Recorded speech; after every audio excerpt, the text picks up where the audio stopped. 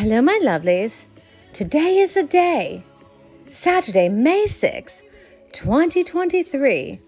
Today we all are rejoicing because King Charles is officially King Charles III.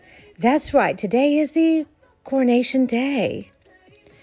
And I thought I would share my personal story of when I met King Charles III when he was just Prince of Wales. It all goes back to the year 2003. I just graduated from my university, and I got this awesome internship in London at Parliament. Tony Blair was Prime Minister, and I worked for 2 different members of Parliament. And on the weekend, I decided that I didn't want to go to clubbing and partying. I'm not a big, clubbing person. And so I discovered to go to polo. And how I found out about polo? Well, I went on the internet. The internet was very slow at the flat I was staying at. And it was at the School of Economics building, a dormitory, if I remember correctly, because in the lobby there was a computer lab. So I used that and looked online for a polo match to attend. And there was one at a particular club. I'm not going to say the name. And in my story, I want to make it clear. Certain people, I will not mention their names just out of respect, because they're such lovely people and such fond memories. And, I promised a long time ago, way back in 2004, that I would never gossip about things that happened not in the media's eyes. So I'm going to keep true to my word. However, let's continue the story because it doesn't include William and Harry. Okay, so I looked online and found out there was a polo match at this particular club. And I thought, well, do I want to pay for it just to go be a spectator, or pay for a ticket that the money goes towards charity? So I chose a charity.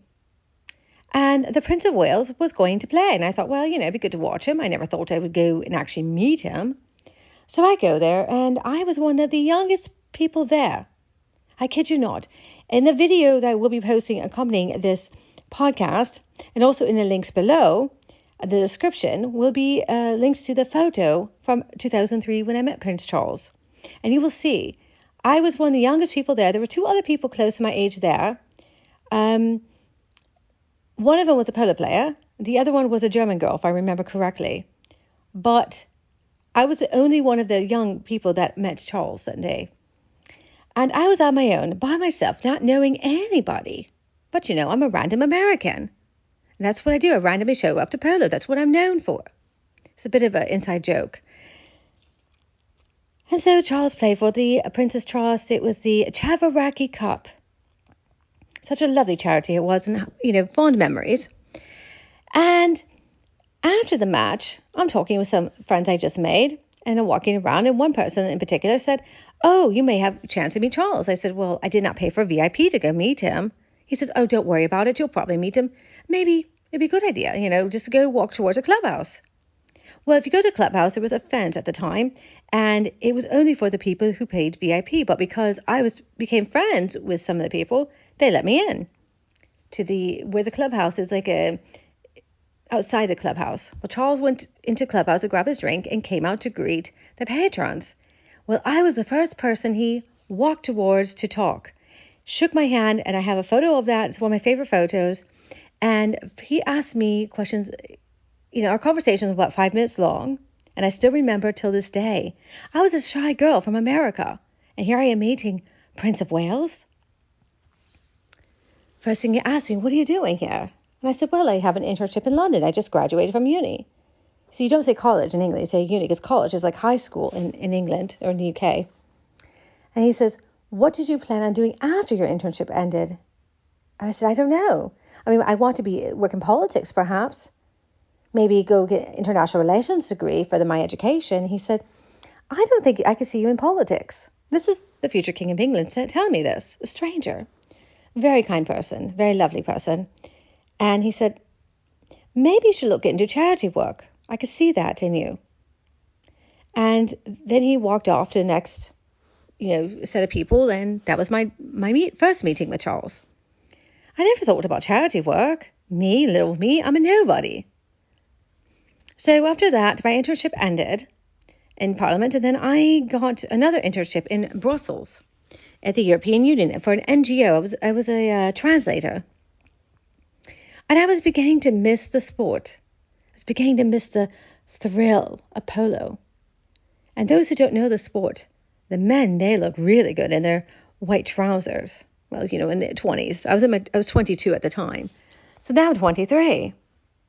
And I knew that club. It's the only club I knew. Being by myself, I decided to go to that same club again. And this time I met the polo player. And that's going to be his nickname in the story, out of respect. And the polo player, first thing he said to me, "Lovely to meet you.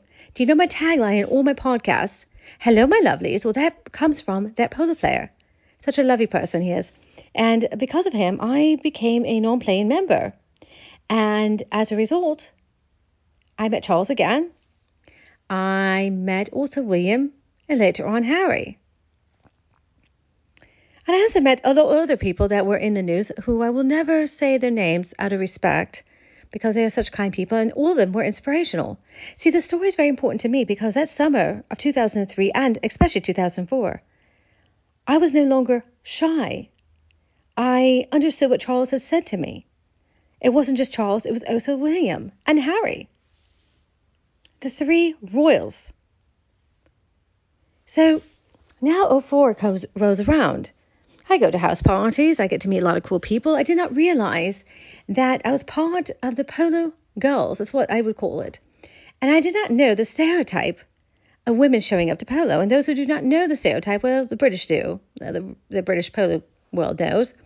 Women come and go during the summer, but the polo people stay. Meaning the stereotype that women come to meet the royals.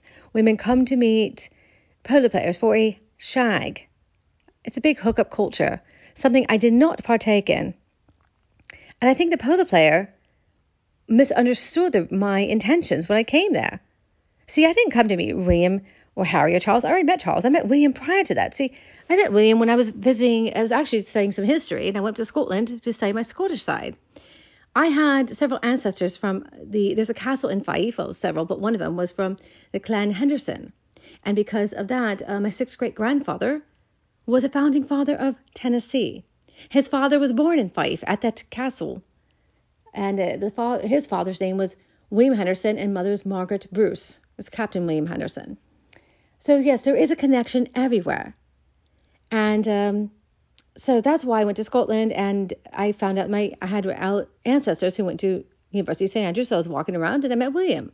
Accidentally, it wasn't there for him. I didn't even know he was there because, remember, in 2003, the social media wasn't what it was today. I don't think we had social media then. We had blogs.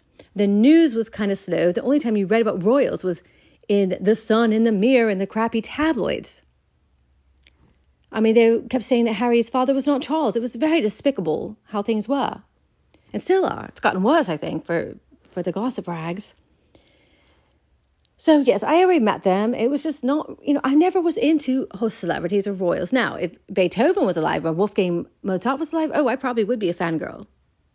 I mean, I met Mick Jagger in 2001 accidentally. I went to London for the first time and got into a charity event because the gate at, I believe it was Hyde Park, it was blocked off because of a charity and by myself. Well, I got into the party because it was by myself.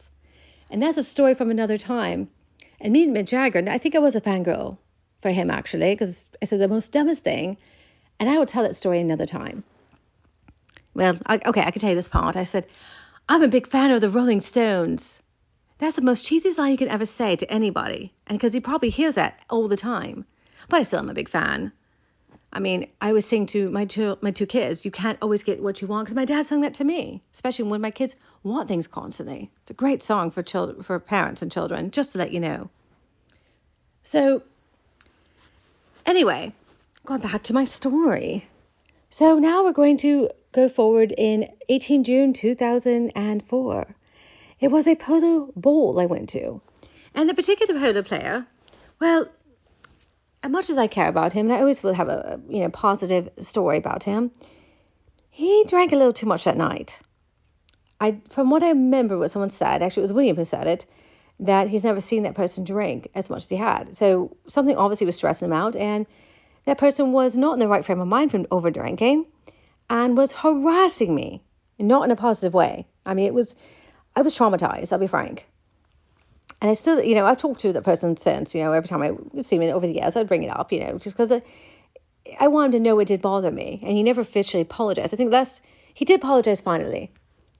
Well, it got so bad that William was wearing a baseball cap. I'll never forget this.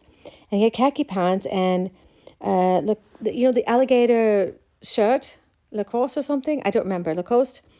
And he had a blue vest. That I do remember because I wrote it down in my journal. I have this yellow journal that I bought at Harrods. And I wrote everything down from that summer. I think that's why I still remember it. And so William got fed up, so did everyone at the table. And he said, "You need to apologize to this woman right now. You are very rude, and that's not how you talk to a lady. Do you know the expression, knight in shining armor?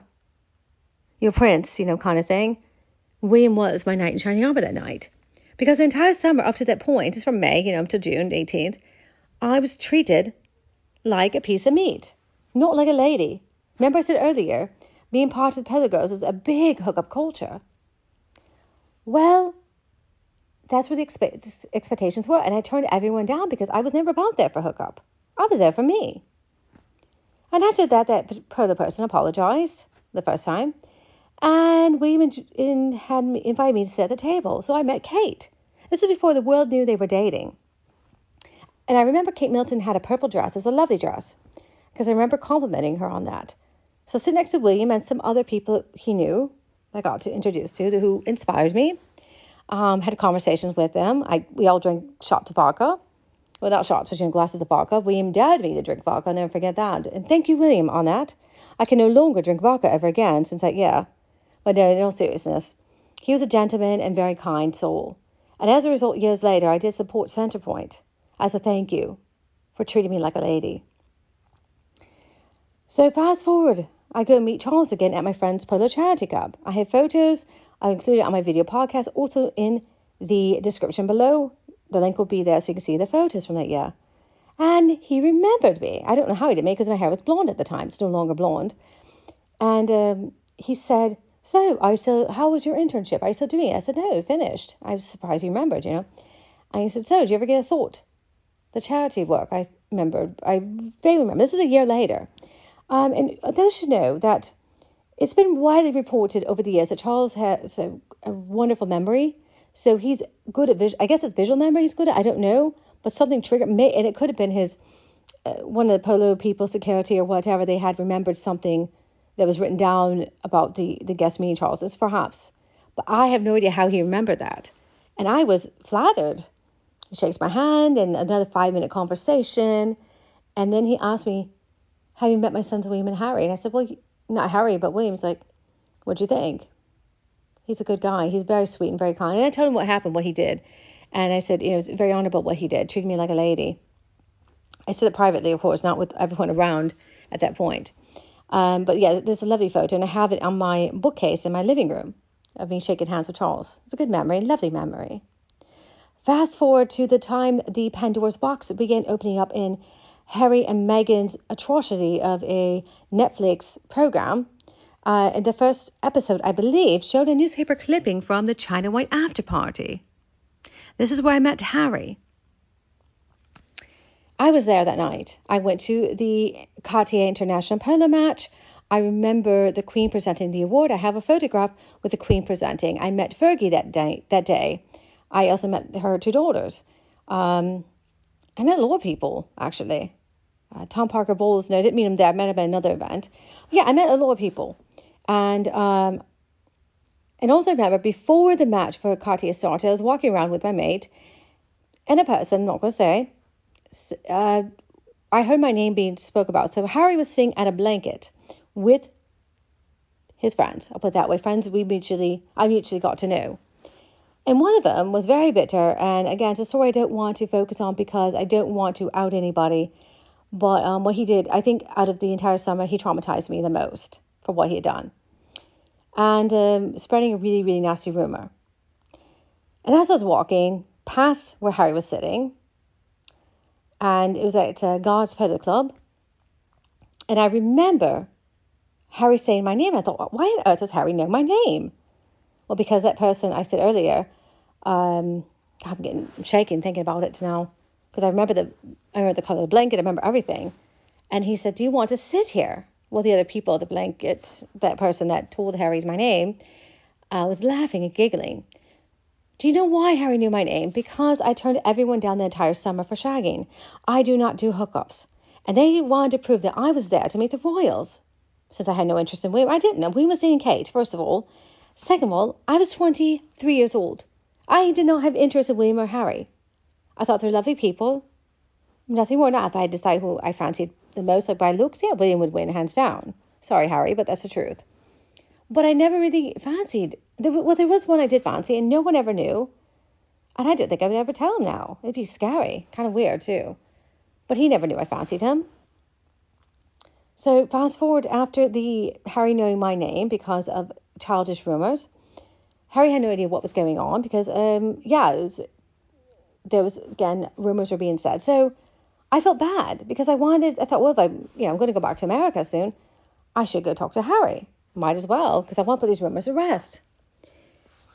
So Cartier finished. I remember the team who won. I remember the award being presented because I have a polo ball from that day from one of the polo players. It's in a shadow box at home. And then there was 2 after parties. The kid, I think Jack Kidd, I want to say, and then China White. Well, I didn't get a ticket for China White. I got in from the polo players for free. Being a cute girl a woman I am, it's easy. Women getting free for things. You're cute, get into stuff. And I'm glad I went into China White after party because Harry was sitting at a table and I saw a jackass paparazzi man. I'm going to call him that. Because I was standing next to the guy and I was actually making my way, and then I saw, and there's a photo in somewhere, I'm sure if Harry's going to talk about China White after party. Since I was there, I'm setting the record straight on this. And I thought, why in no earth is this jackass paparazzi man there? Bothering Harry, bothering all the people. And so he snaps a photograph, and Harry and another person gave the bird, the middle finger. And I thought it was hilarious. And I said to the paparazzi, I kind of pissed the paparazzi off. I said, why are you here? Leave him alone. He said, well, I have to make money somehow. It's a party. And Harry's a public figure. And I said, well, leave Harry alone. Seriously. Like, this is, And I wish I didn't say that. I mean, I'm glad I did. I stuck up for Harry. Harry didn't, he knew me by name, but it wasn't like I was hanging out with him after that.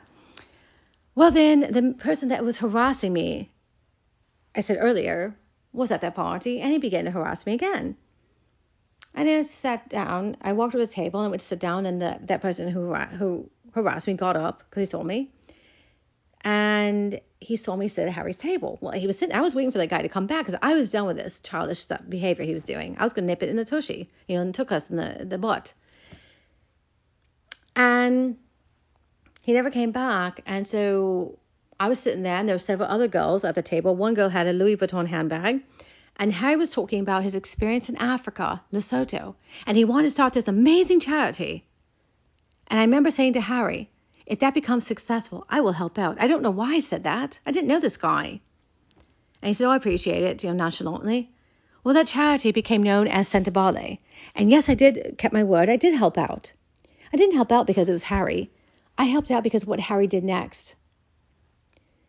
So I got up, danced with another friend of mine.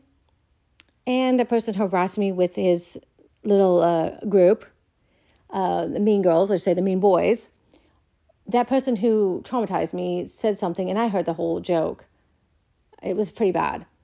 And because I did not partake in the hookup culture because I assumed that I went there to polo for hookup. I went there to be part of the other polo girls. Harry talks about losing his virginity behind a pub. That was quite normal. Outside the tent that night, I'll tell you, at the China White after party, after party, I'll say this part to you. A lot of shagging was going on. I've never seen that much public shagging ever in my life because of alcohol. And alcohol is free for girls. I guess you had to pay for it, but the men would buy the women alcohol and get us, a little drunk. Yeah, I got drunk on my own accord, but I always had water next to me, so I didn't get really drunk. And I was crying, and Harry came up to me and said, don't cry, don't worry what they're saying, and he danced with me. It was literally like, a second and a half to 3 seconds, and if the paparazzi, the jackass paparazzi man who, I told him off, because I will defend people, and Yeah, I was photographed. Luckily, it was my back, but I have the photo till this day, and I've looked at it, off and on throughout the years. I haven't looked at it in the last 5 years. But Harry was the second person that treated me like a lady. I wouldn't say second person, but William and Harry treated me right and respected me, and some of the other people in the group were really kind too. But the polo player and a couple of others were not very kind because they were frustrated that, oh, I was kind to you. I picked you up from the train station. You owe me shagging. You owe me this. I'm not kidding you. That was part of what happened. Like I said, I didn't want to tell the full story out of respect, but there's a lot more to that, a lot deeper one, darker. And I don't think William and Harry knew how the people that we both know acted when they weren't around. And it's unfortunate too, because majority of William and Harry's friends are very lovely and very kind and inspirational, but it was two people, well, technically three, that were very dark, and that's all I'll say on that matter. Well, that person who, I'm not going to talk about the person who asked me. There's another chapter, again, very dark. I cannot say what happened, but it was a very traumatizing evening after Harry left. Their attitudes changed. That's all I'll say in that matter. So yes, that was my interactions with Charles and William and Harry. Fast forward, I came back and I came to Centerpoint with John Bon Jovi and Taylor Swift. I have a video of Taylor Swift. I'm in the video because my daughter made a video for her. Taylor grabbed my phone and made a video for my daughter, and she wanted me in it. I'm like, I don't want my photo taken. I've never been one for photos. I'm not a paparazzi person. I don't like celebrity life. I met Benedict Cumberbatch that night. I had no idea who he was the first 20 minutes of chatting with him. I really didn't. And I remember the next day in the mail was at the hotel staying at. I was having my breakfast, and I looked at the paper. I said, Sherlock Holmes. Oh, I know who he is. He has a very sexy voice. But yes, I met William at Centerpoint, and the first thing I brought up was at night of polo. Oh, he remembered. I made him blush. And yes, there's photo evidence. I actually took a screenshot and circled me in the picture before he came over to chat with me. And then I helped out with Santa Bale, and I went to the opening of the Children's Center, talked to Harry a bit. Harry got angry with me because I accidentally broke his wine glass. In all fairness, he was not supposed to take alcohol outside. Well, he didn't, I'll be honest. It was Nacho Figueroa that brought the wine bottle out, and I was sitting right behind them. And I asked for a sip of wine, and they gave it to me. They, kind people. But everyone was line dancing, and I came down, and my heel stepped on his glass, and Harry kind of ripped one at me. And then he apologized later on, because he literally flew in for the opening of the Children's Center. He was exhausted. And of course, get alcohol mixed into that. But yeah, when you're tired, you're not the kindest people. He can't be always kind. I mean, he's a good person, so he was tired. And he apologized to me. He actually gave me a birthday kiss. Ooh, and it was on the cheek. It wasn't that exciting because my birthday was in a few days. From Lesotho, they go from Lesotho to South Africa. There was a Val de Vie polo match and a small after party. And again, out of respect, I will not indulge in more details. I never will do that. But I'll say this. I met Jason North. Is that his name? Yes, I met him. We sat at the table at Val de Vie Polo Club. There was a dinner for the charity for Santa Bale. And I sat at the table with him and several other people. So I got to chat. I believe he was private secretary for William and Kate. So that was cool. And I told my little story. Very lovely person. So when I saw all the negativity in the news about Mr. Nuff, Knuff. Is it Nuff? I apologize. I butchered your name. I was appalled. I was appalled the way Meghan and Harry were treating him. That really was not the man. The media was bullying. It wasn't so much the media. It was what Harry and Meghan was doing. And on top of that, the social media was bullying this guy they did not even know. And I took offense to that. When I see on Twitter, all these Twitter trends like William the bully, William's awful, William's finished. It's appalling how social media has become a way to bully people when they don't know the full story. Media, they just get paid to write. Scobie, whatever his name is, Omid Scobie, and I'm sorry for butchering his name. He's like I guess he's on Meghan's pay scale because some of the stuff he writes is like, that's a bit pure rubbish. And I can't believe the animosity. I don't think he would write animosity it's not animosity the way he would write if he wasn't on the pay scale. I mean, I think he's a good writer. But I would say what I have noticed everything that Harry stood for, how much he hated the paparazzi and the gossip, and his baby, Sentibale. And I remember that, how much he had so much pride, so much passion in all of his charities. And the minute he met Meghan, I don't know how to explain it. I think it's what other people feel. It's just he's different. And I know when you get in a marriage and you get in a relationship, your personality does change a little bit, but he just seems so bitter all the time. And that's not the Harry we all know. And to end my podcast, because I'm excited for the new King Charles III, I hope William and Harry bury their rift. And I hope Harry stops indulging the world in gossip behind the scenes. Because Harry knows William and Harry's mates, especially, have always been loyal, always good to them, and never gossiped. Harry should own the same courtesy. All of us, everyone that Harry's met, whether you're friends with him, and I'm not claiming friendship, I just got to, being around an American, I just got to meet him over the years. But people that Harry have met, nobody's ever spoken to the media. And even me telling my podcast, it's just a short story, a summary. And I'm not giving all the details, out of respect. All right, my lovelies. God save the King. Have a lovely day. Goodbye.